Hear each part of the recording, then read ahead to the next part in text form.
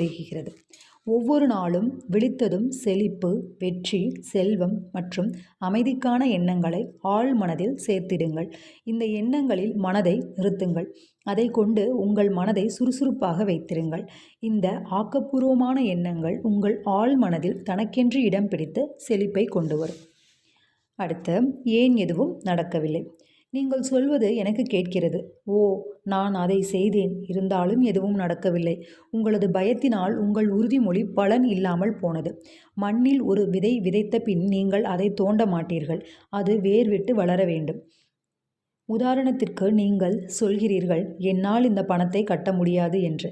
அதற்கு மேல் செல்லும் முன் என்னால் என்று துவங்கியவுடன் ஆக்கப்பூர்வ வாக்கியமாக அதை மாற்றி அமையுங்கள். இரவு பகலாக நான் எல்லா வழிகளிலும் செழிப்படைகிறேன் என்று. அடுத்த, செல்வத்தின் உண்மையான ஆதாரம். உங்கள் ஆழ் மனதில்